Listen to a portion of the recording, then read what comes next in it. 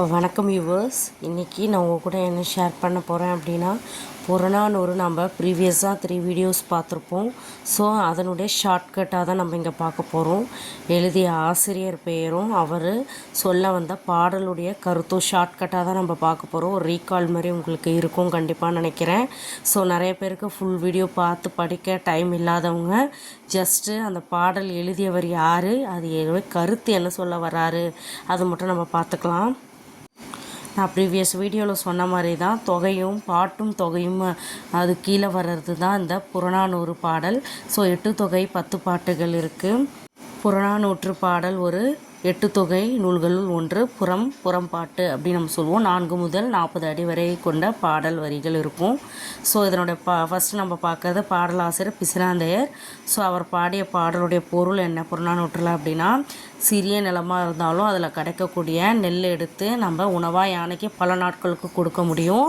ஆனால் யானை 100 மடங்கு பெரிய வயலில் நுழைஞ்சிது அப்படின்னா நாசமாக போன வயலில் அதிகமாக அழிவு தான் இருக்கும்.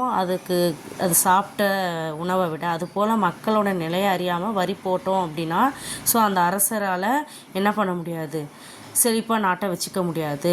மக்களுக்கு தேவையானதை அறிஞ்சு அதுக்கான வரியை நம்ம திரட்டினா மட்டும்தான் அந்த நாடு எப்படி இருக்கும்னா வளமாகவும் செல்வ செழிப்பாகவும் இருக்கும் அப்படின்னு சொல்லிட்டு பாடலாசிரியர் பிசிராந்தையர் அரசருக்கு வலியுறுத்தக்கூடிய செயலாக இருக்குது.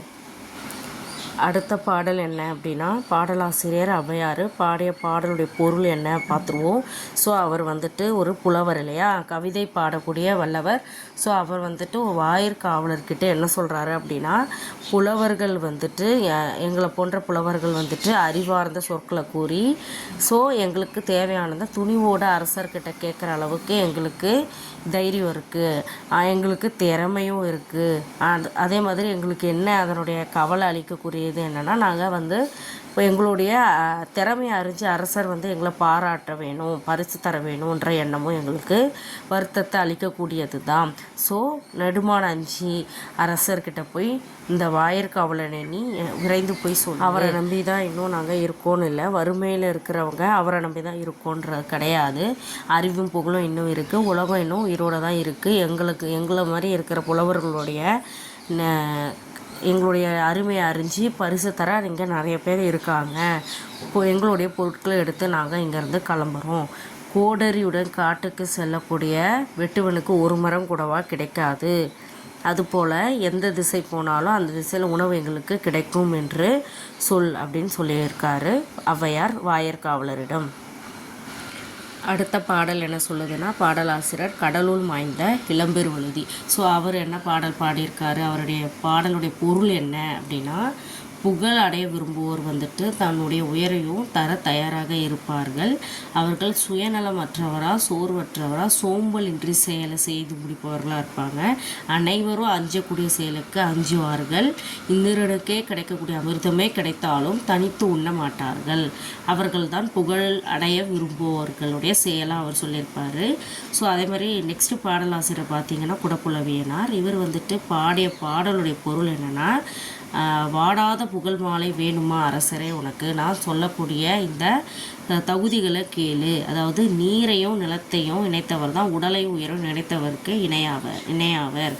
ஏன்னா நீரின்றி அமையாது உலகு. அது மாதிரி நிலம் தருவதோடு நீர்நிலைகளையும் அமைய செய்ய வேண்டும். ஏன்னா வெறும் நிலத்தை கொடுத்தோன்னா வானம் பார்த்த பூமி போல் ஆகிடும்.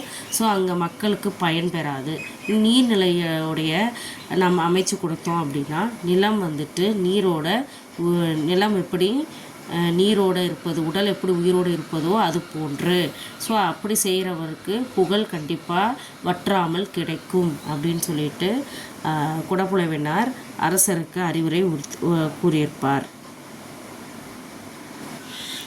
Thank you friends. இப்போ நம்ம ஷார்ட் நோட்ஸ் மாதிரி சில நம்ம 4 ஆசிரியருடைய பாடலும் அவர்கள் சொல்ல வந்த கருத்தை ஷார்ட்டாகவும் நம்ம பார்த்துட்டோம். ஸோ இது யூஸ்ஃபுல்லாக இருக்கும்னு நான் நினைக்கிறேன். இதில் ஏதாவது உங்களுக்கு டவுட்ஸ் இருந்தாலும் இல்லை ஏதாவது நம்ம சேனலுக்கு அப்டேட் பண்ணணுன்னாலும் எனக்கு நீங்கள் பர்சனலாக சேட் பண்ணலாம். Thank you viewers.